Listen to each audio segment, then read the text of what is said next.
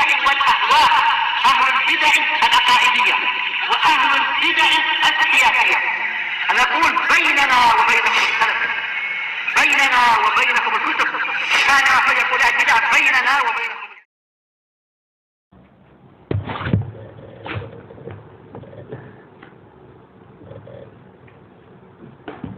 Bismillahirrahmanirrahim.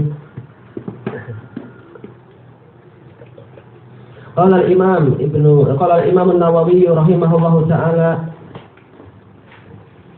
al-hadits at-tasi', hadis yang ke-9, wa anha, yaitu Aisyah radhiyallahu anha qalat, nahahumun nabiyyu sallallahu alaihi wasallam anil wisal rahmatan lahum. Rasulullah sallallahu alaihi wasallam melarang para sahabat untuk melakukan wisal, yaitu menyambung puasa dengan puasa tanpa berbuka, sebagai bentuk kasih sayang untuk mereka. Dalam lafaz yang lain, ibqa'an alaihim, yaitu untuk melestarikan hidup mereka. Mereka tidak sekuat Nabi. Nabi kekuatannya 30 kali pria dewasa. Faqalu, para sahabat mengatakan, innaka tuwasil, tapi Anda sendiri berbuat wisal wahai Rasulullah. Qal inni lastu ka hayatikum. Beliau bersabda, aku tidak seperti kalian. Inni yut'imuni rabbi wa yasqin. Sesungguhnya Rabbku itu terus memberiku makan dan memberiku minum. Muttafaqun alaihi wa ma'nahu yaj'alu fi quwwati man akala wa syarib. Yaitu Allah menjadikan Rasulullah itu seperti kekuatan orang yang makan dan minum. Baik, masalah wisal ini datang banyak riwayat, dan memang Rasulullah memang beliau suka dengan puasa, karena kita tahu keutamaan puasa memang betul-betul besar. Sebagaimana hadis muttafaqun alaih dari Abi Hurairah radhiyallahu anhu, yang mana Rasulullah SAW bersabda dari firman Allah Ta'ala dalam hadis qudsi, kullu amali bani Adam lahu illa siyam fa innahu li wa ana ajzi bih. Sesungguhnya seluruh amalan Bani Adam itu untuk dia kecuali puasa, karena puasa itu untukku, aku yang akan membalasnya. Dalam lafaz yang lain di hadis qudsi juga, kullu amali bani Adam tudha'afu lahu bi asyri hasanat. Bahwasanya setiap amalan Bani Adam itu dilipatkan 10 kali lipat kebaikan, illa shaum fa innahu li, kecuali puasa, karena puasa itu untukku, wa ana ajzi bih, aku yang akan membalasinya, yaitu tidak ada batasnya. Keutamaan puasa itu pahalanya tidak terbatas, karena puasa ini adalah amalan kesabaran.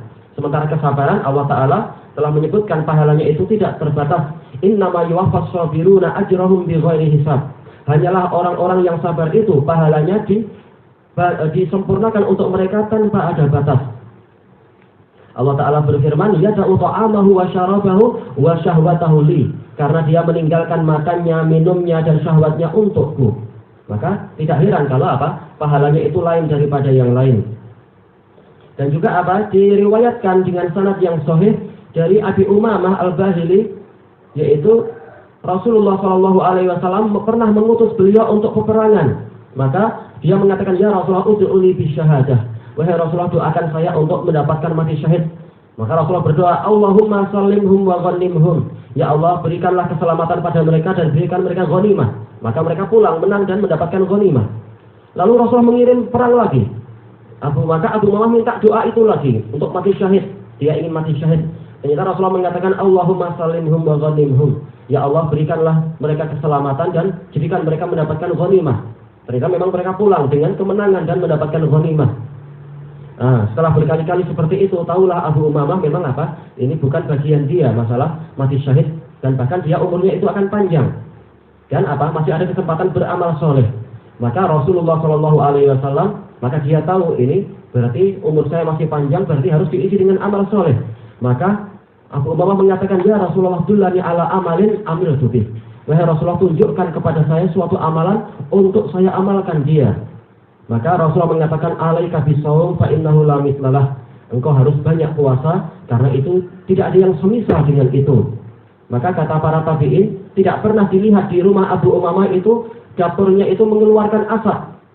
Kenapa? Karena dia dan istrinya dan para pembantunya juga puasa. Pembantunya juga orang-orang soleh. Kecuali muncul asap ketika ada tamu datang, yaitu dimasak. Mereka membuat masakan untuk makan bersama. Baik, ini menunjukkan keutamaan puasa. Makanya jangan heran kalau Rasulullah SAW puasanya itu sampai wisal, bersambung. Ketika waktunya berbuka, beliau tidak berbuka, langsung bersambung puasa itu sampai pagi hari, sampai berikutnya dan seterusnya. Sementara kita tahu para sahabat sebagaimana disebutkan oleh Abi Hurairah dalam yaitu di Sahih Bukhari itu, wa kanu ahrasa syai'in ala khair. Para sahabat memang orang yang paling semangat kepada kebaikan, dan mereka mengambil keumuman firman Allah Ta'ala, laqad kana lakum fi rasulillahi uswatun hasanah. Sungguh telah ada pada Rasulullah untuk kalian itu teladan yang baik. Maka mereka ikut puasa wisol. Maka Rasulullah melarang mereka dari puasa wisol. Sahabat mengatakan, tapi Anda sendiri wisol, wahai Rasulullah. Maka Rasulullah menyebutkan, ini kekhususan saya. Ini lastu kahayatikum. Saya itu tidak seperti kalian. Ini yut'imuni rabbi wa yasqin. Saya itu terus diberi makan oleh Rabbku dan diberi minum oleh Rabbku. Baik. Maka dari sini kita, kenapa? Iya. Maka dari sini kita mendapatkan faedah dalam usul fikih bahwasanya al-asal fi syara' yaitu lil umum illa ma ja'a dalil takhsis. Asal dari syariat adalah umum untuk Nabi Muhammad dan untuk umat beliau, kecuali datang dalil yang mengkhususkan. Jadi dalil apapun, yaitu syariat apapun yang kita lihat di dalam Al-Quran dan As-Sunnah, maka itu hukum asalnya adalah untuk Nabi dan untuk umat. Hanya saja apa? Kalau ada dalil yang menunjukkan pengkhususan, maka ini adalah khusus. Seperti ini, wisal itu khusus untuk Nabi Muhammad SAW. Disebutkan di sini rahmatan lahum. Inilah yang diinginkan di dalam bab ini oleh Imam Nawawi, yaitu dalam rangka untuk menghormati kaum muslimin, untuk menjaga kesejahteraan mereka dan untuk menjaga juga badan mereka dan hati mereka jangan sampai melemah karena terlalu banyak puasa. Rasulullah melarang mereka melakukan wisal karena memang puasa yang terlalu banyak ini tidak baik. Makanya ketika Abdullah bin Amr ibn al-As radhiyallahu anhu puasa setiap hari, tidak sampai wisal tapi setiap hari, maka Rasulullah melarang. Beliau mengatakan, idza aksarta shaum, apabila engkau itu terlalu banyak puasa, walam tanam, dan engkau itu tidak tidur, ba'ufta, badan engkau akan lemah, wa nahiqat ainuk, dan nanti matamu akan cekung, dan seterusnya itu. Dan juga disebutkan oleh Ibnu Jauzi di dalam Talbis Iblis tentang sebagian orang sufi yang terlalu banyak puasa dengan niat untuk mencari kebeningan hati, biar hatinya jadi jernih. Kata beliau, kalau terlalu banyak puasa nanti darah akan berkurang masuk ke dalam jantung akan melemah, justru yang timbul akan halusinasi. Nah, itu yang mereka katakan, oh saya dapat wahyu ini, dapat wahyu itu, padahal setan yang datang. Karena terlalu banyak halusinasi, khayal. Sebagaimana seseorang yang datang ke Syekh Yahya itu, Syekh Yahya atau Syekh Mukbir, Syekh Yahya cerita, orang ini dia datang mengatakan, saya ini sebenarnya salah, saya ini adalah seekor lembu, tolong saya disembelih saja. Merasa salah bahwasanya dia manusia ini salah. Maka Syekh lihat, oh ini orang ini kurus sekali dia. Tapi kalau langsung dilarang nggak boleh. Ini dia mungkin merasa dapat wangsit, dapat wahyu. Maka dikatakan, oh binatang sembelihan itu harusnya gemuk. Engkau makan dulu, biar gemuk dulu. Nah setelah gemuk ternyata halusinasinya hilang. Nggak pernah dia datang lagi minta disembelih.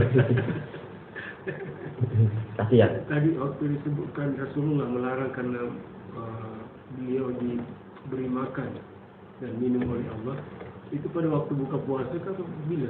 Bukan, beliau sekian hari nggak buka puasa. Memang itulah yang namanya wisal. Kenapa dia mengatakan dia diberi makan? Nah, ini yang nanti akan kita sebutkan nanti. Okay. Kita masih membahas masalah rahmatnya ini. Baik. Dan ini memang menunjukkan bahwasanya kalau puasa itu terlalu banyak, justru yang timbul akan akan menimbulkan kerusakan hati. Sebagaimana pernah juga datang seorang murid ke Syekh Yahya. Baru dia seorang murid, tapi terlalu banyak puasa, dia bilang, Syekh, saya dapati saya ini adalah Imam Mahdi. Dan saya minta anda membaiat saya. Saya lihat ini baru kemarin ngaji, terus terlalu banyak puasa, sekarang jadi Imam Mahdi juga. Maka saya kasih nasihat, ini Imam Mahdi belum saatnya muncul. Nanti kalau datang Dajjal baru engkau datang lagi. Terus dia pergi dah. Kata beliau banyak case-case seperti itu. Orang terlalu banyak puasa, akhirnya dia khayalnya terlalu tinggi. Ada juga orang yang memang dia dengan kita baik, tapi terlalu banyak puasa, akhirnya memang dia ngaku Imam Mahdi juga. Terlalu banyak yang ngaku Imam Mahdi karena khayalan-khayalan tadi itu. Kata Syekh Yahya, ini para tulab, aku tahu kalian semangat kalian puasa itu bagus, ibadah kalian bagus, tapi jangan kalian lupa kalau berlebihan yang datang bukan malaikat, setan yang datang nanti. Kalau kalian lemah, kalau akal lemah, kalian tidak akan mampu membedakan mana wahyu dan mana wangsit dari setan. Harus gizinya itu dicukupi, kata beliau. Baik. Dan pembahasannya panjang, disebutkan oleh Ibnul Jauzi di dalam Talbis Iblis tentang orang yang terlalu banyak puasa melampaui kemampuan dia. Baik, disebutkan oleh Rasulullah, ini yut'imuni rabbi wa yasqin. Ini menunjukkan bahwasanya al-ahkamu syar'iyyah mu'allalah. Hukum syariat itu ada alasannya. Dan sebagaimana disebutkan oleh Ibnul Qayyim dalam I'lamul Muwaqqi'in, walaupun sabda Nabi itu adalah hujjah, adalah dalil itu sendiri, tapi Nabi sering juga mendatangkan alasan. Ini sebagai pelajaran agar para ulama, para mufti dan lain-lain kalau memberikan suatu perintah atau larangan, sebutkan alasannya, sebutkan dalilnya. Bukan hanya mengatakan pokoknya ini hukumku, ini keputusanku, kalian harus ikut. Datangkan dalil. Rasulullah saja beliau menyebutkan alasan. Kadang beliau mendatangkan dalil dari Al-Quran, kadang beliau mendatangkan apa? Yaitu dalil dari qiyas. Menunjukkan bahwasanya harusnya seperti itu. Yang maksum saja mendatangkan alasan. Kenapa yang tidak maksum minta agar kita hati secara membabi buta, itu tidak layak. Nah, sekarang Rasulullah menyebutkan apa alasan untuk kalian jangan demikian walaupun saya puasa demikian, yaitu karena saya terus-menerus diberi makan dan diberi minum oleh Allah. Terjadi perselisihan di kalangan ulama tentang makna ini, disebutkan oleh Ibnul Qayyim di dalam Zadul Ma'ad, ada 3 pendapat. Pendapat yang pertama mengatakan yaitu Rasulullah SAW mendapatkan makanan dan minuman dari surga, terus-menerus seperti itu. Sehingga apa? Jangan heran kalau beliau kuat. Cuma ini pendapat yang tidak kuat. Kenapa? Kalau beliau terus-menerus diberi makan minum berarti tidak puasa namanya. Padahal sekarang statusnya beliau puasa. Bagaimana dikatakan puasa sementara kenyataannya beliau makan dan minum? Ini enggak puasa. Sementara dalil-dalil yang ada menunjukkan betul-betul beliau itu rajin ibadah, betul-betul ibadah itu. Menunjukkan apa? Beliau memang menahan diri dari makan dan minum.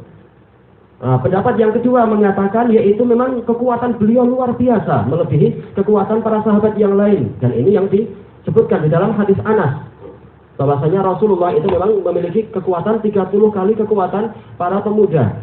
Dan ini hujjah yang lebih kuat. Hujjah yang paling kuat dan dirajihkan oleh Ibnul Qayyim adalah hujjah yang ketiga, walaupun yang kedua ini memang terbukti, beliau memang kuat. Cuma tidak sesuai dengan istilah Allah memberikan makan dan minum.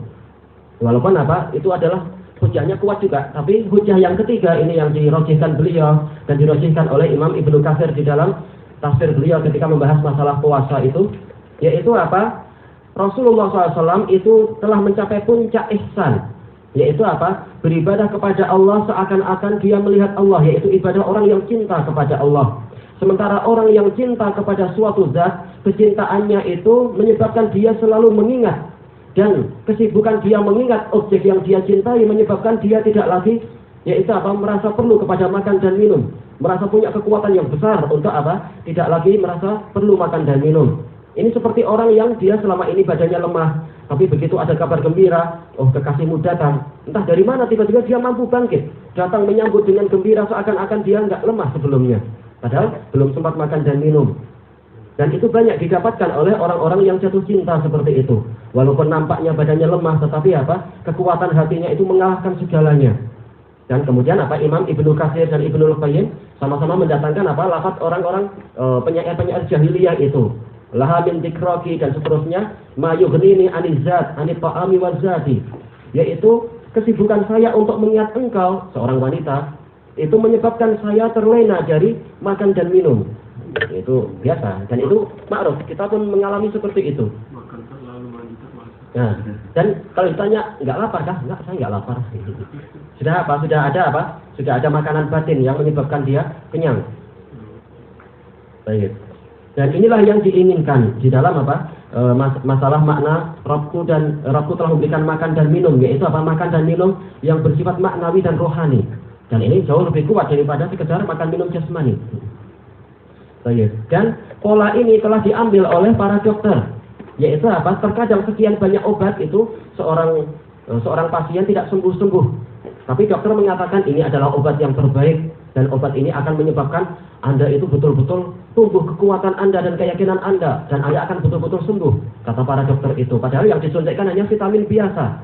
Tapi apa? Dari ucapan dia ini akan menimbulkan apa? Semangat di hati orang ini. Padahal semangat hati itu lebih kuat daripada obat apapun untuk mengobati suatu penyakit. Ini secara apa? Teori dokter. Jelas kesembuhan dari Allah. Tapi kalau badan orang sendiri, jiwa orang itu sendiri memang menolak penyakit, maka penyakit itu akan kalah dibanding dengan obat-obat yang datang dari luar. Intinya adalah apa? Yaitu makanan rohani, ini yang lebih penting memang. Makanya seperti dalam peperangan apapun, peperangan zaman jahiliyah, zaman Islam dan zaman modern, para komandan tidak akan merasa cukup dengan apa senjata. Tapi apa yang penting adalah kata mereka, bukan gunnya itu, tapi apa man behind the gun itu kata mereka. Orang yang dibalik senjata itu. Nah, mereka tidak cukup dengan vitamin, harus apa dibakar semangatnya. Nah, baru mereka akan berjuang yang seandainya senjata habis pun mereka akan terus berjuang. Ya, ini adalah apa? Perkara-perkara maknawi yang dipahami secara apa? Secara akal oleh manusia. Hanya saja yang paling mampu mencapai ini adalah para rasul saja. Manusia tidak mampu mencapai tingkatan seperti tadi. Sampai apa? Sekian hari tidak makan, tidak minum, bukan karena mencari dunia, tapi mencari pahala Allah. Ini rasul yang mampu. Dan ada sebagian sahabat yang mampu, seperti siapa? Abdullah ibnu Zubair. Usia 90 tahun terus beliau wisal. Padahal apa? Beliau sudah usia 90 tahun. Bahkan dalam keadaan risau ketika itu Mekah sedang apa dihantam oleh banjir. Orang tidak ada yang mampu untuk berhaji dan umrah, beliau tetap apa? Tetap tawaf di situ dengan berenang. Memang kekuatannya luar biasa ini. Walaupun ini pendapat yang marjuh, tapi ini beliau tetap wisal, meyakini wisal itu boleh. Cuma kita lihat dari sudut pandang apa? Kekuatan beliau mencapai tingkatan itu. Ilahuna wallahu a'lam. Macam orang main game. Nah itu juga. Main 3 hari sudah itu diketemukan, besoknya hari keempat mati. Tidak makan tadi. Merasa nggak lapar padahal badannya sudah lemah. Bismillahirrahmanirrahim. Masuk ke nomor berapa ini? 6. Qala rahimahullahu taala al-fa'idatus sadisah, faedah yang ke-6, ifradun nisa bi mau'izah, yaitu tentang pensyariatan, yaitu menyendirikan nasihat untuk para wanita. Idza kunna ba'idatin la yasma'nal wa'id. Kapan itu dilakukan? Kalau mereka memang jauh dan tidak mendengar nasihat. Jadi tidak betul-betul ini adalah sunnah yang baku harus dikerjakan. Tapi kalau memang mereka tidak mendengar nasihat, au kunna muhtajatin litadhkirin yakhussuhun, atau mereka berhajat untuk suatu peringatan yang khusus bagi mereka. Baik. Makanya kata Syekhuna Abdul Raqib di dalam daras beliau, adapun kalau alat-alat yaitu pengeras suara itu sudah tercukupi, maka tidak perlu ada khutbah khusus. Dan ini pula yang dinasihatkan oleh Syekh Yahya. Kenapa? Karena fitnahnya lebih besar kalau seorang dai, apalagi dia barangkali masih muda, nanti akan timbul fitnah. Dia datang ke situ dan seterusnya. Dan juga apa, para wanita nggak suka. Tadi sudah dengar nasihat panjang lebar, sekarang nasihat lagi, kita mau pulang, kita ingin masak loh. Ini hari Id, hari raya dan sebagainya. Baik. Yang ketujuh, annan nisa kunna yahrujna ila sholatil id fi ahdin Nabi sallallahu alaihi wasallam. Para wanita itu di zaman Nabi sallallahu alaihi wasallam mereka keluar untuk sholat Id. Dan bahkan apa, sebagian ulama mengatakan wajib berdasarkan hadis Ummi Atiyah. Mengatakan kunna umirna bi ikhraji zawatil khudur. Kami dulu diperintahkan untuk mengeluarkan para wanita yang dipingit. Bahkan yang dipingit pun disuruh untuk keluar. Untuk apa? Untuk sholat Id bersama kaum muslimin. Menunjukkan apa? Ini adalah wajib. Yang dipingit pun disuruh keluar juga. Kemudian wa qulna ya Rasulullah ihdana laisa laha jilbab. Kami berkata, wahai Rasulullah, salah seorang dari kami tidak punya jilbab. Para sahabiat, kadang jilbabnya hanya satu, kadang hanya dua. Kalau kita alhamdulillah Allah kasih kemudahan dan kemurahan. Kadang satu wanita punya 5-6 jilbab. Dulu para sahabiat kasihan mereka. Walaupun ini uzur, kami nggak punya, ada yang nggak punya jilbab. Rasulullah nggak mengatakan, ya sudah kamu tinggal di rumah. Enggak. Bahkan Rasulullah mengatakan apa? Litul bisaha ukhtuha min jilbabihin. Hendaknya saudarinya, maksudnya adalah para wanita muslimat yang lain, meminjami pakaian jilbab dari jilbab-jilbab mereka itu. Tetap suruh keluar, pinjam, walaupun dengan pinjam. Makanya sebagian ulama mengatakan hukumnya adalah wajib untuk para wanita. Baik, dan ini adalah pertemuan setahun 2 kali saja. Yang ke-8, an yatanahhaina 'anil rijal, yaitu mereka tempatnya adalah terpisah dari kaum pria. Wala yukhalitnahum fil masajid wala ghairiha, tidak bercampur dengan kaum pria di masjid-masjid ataupun di tempat yang lain. Yaitu harusnya. Padahal ini adalah apa? Sedang konsentrasi kepada Allah suasana hati itu suasana yang jauh dari kemaksiatan, itu pun dilarang untuk bercampur aduk. Bagaimana di tempat-tempat yang memang betul-betul setan sedang aktif di situ, bercampur aduk di nggak tahu di pertemuan ini, di pertemuan itu tidak layak. Tahu-tahu setelah itu akan apa? Tukar menukar nomor handphone boleh jadi, dan ini kerusakan. Yang ke-9, kaunun nisa aksal nasi dukhulan finnar. Rasulullah telah menyebutkan bahwasanya para wanita adalah jenis manusia yang paling banyak masuk ke dalam neraka. Tentunya secara akal kita tahu wanita dengan pria itu boleh jadi 1:7. Pria 1, wanita itu 7. Ya wajar kalau wanita lebih banyak masuk neraka. Dari sisi sudut pandang, karena mereka memang jumlahnya lebih banyak. Hanya saja Rasulullah telah mengkhususkan sebabnya, yaitu bisa babi syakwahun, karena mereka terlalu banyak mengeluh. Wa bisa babi kufrihinna ni'amal azwaj, dan karena mereka mengkufuri kebaikan dari suami-suami mereka, wal muhsinina ilaihin, dan orang-orang yang berbuat baik pada mereka. Berarti keluar dari itu adalah para wanita yang sholihat, yang tidak melakukan perkara-perkara tadi. Baik, yang ke-10, annal kalamal fahisha wa kufran ni'am sababun fi dukhulin nar. Bahwasanya ucapan yang keji dan kufur nikmat itu sebab untuk seseorang itu masuk ke dalam neraka. Jadi ternyata dengan sebab lidah itu menyebabkan orang masuk ke dalam neraka. Yang ke-11, anna shadaqata min asbabin najati min azabillahi ta'ala. Shadaqah itu termasuk sebab keselamatan dari siksaan Allah Ta'ala, yaitu seakan-akan ini adalah sebagai tebusan. Sebagaimana disebutkan di Al-Wabilus Sayyid punya Ibnul Qayyim, sedekah itu bagikan tebusan dari api neraka. Baik. Yang ke-12, mukhatabatu nisa'i sahabah lin Nabi sallallahu alaihi wasallam fima yuhimmuhunna amrah. Fima yuhimmuhunna amruh, yaitu Rasulullah SAW boleh berbicara langsung dengan istri sahabat di dalam perkara yang memang penting untuk mereka. Dan Rasulullah memang sebagai sebagai ayah. Beliau tidak seperti keumuman manusia yang lain. Baik, kemudian yang ke-13, fiqhu nisa'i sahabah wa fahmuhun. Hadis ini menunjukkan kedalaman fikih para wanita sahabat dan kedalaman pemahaman mereka. Li'anna hadhil mutakallimah, sang wanita ini yang menjadi juru bicara para wanita tadi, lamma qala lahunna an-nabiyyu sallallahu alaihi wasallam innahunna aktsaru ahlin nar. Manakala Nabi SAW bersabda bahwasanya para wanita adalah kebanyakan penduduk neraka, fahimat anna hadza laisa zulman minallah. Dia langsung paham ini bukan kezaliman dari Allah. Wa hasyah, dan jauh sekali untuk Allah berbuat zalim. Wa inna ma bisa babil dzunub. Tetapi itu adalah karena dengan sebab dosa. Fasa'alat an hadza sababil mujibi lahunna dzalik. Maka dia bertanya, apa sebab yang mengharuskan kebanyakan wanita itu masuk neraka? Untuk apa? Dihindari sebab-sebab tadi. Bukan kemudian protes mengatakan, oh ini tidak adil, oh ini tidak sesuai dengan emansipasi wanita. Enggak. Paham, ini pasti ada sebabnya. Maka jelaskan sebabnya wahai Rasulullah agar kami hindari. Baik. Yang ke-13, mubadaratuhunna ila fi'lil khair. Hadis ini menunjukkan para wanita sahabat itu bersegera melakukan kebaikan. Asra'na ila shadaqah. Mereka bersegera bersedekah, raghbatan wa rahbatan minallah, karena mereka sangat berharap dan juga takut kepada Allah. Walaupun itu dari perhiasan, mereka langsung daripada masuk neraka, dan mereka tahu bahwasanya sedekah itu akan menambah harta, bukan mengurangi harta. Yang ke-15, annal mar'ata rasyidah tatasaddaqu min maliha bi ghairi idni zawjiha. Boleh seorang wanita yang terbimbing, yang akalnya lurus, dia bersedekah dari hartanya sendiri tanpa minta izin suaminya, yaitu harta dia terserah dia.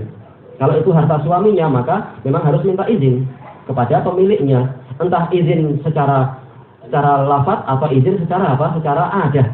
Secara adat dia tahu, oh, kalau semacam ini suamiku baik, dia tidak akan marah. Itu boleh. Izin ada dua macam. Sebagaimana dijelaskan oleh Ibnul Qayyim dan juga Ibnu Muflih dan lain-lain, izin lafzi dan izin izin urfi.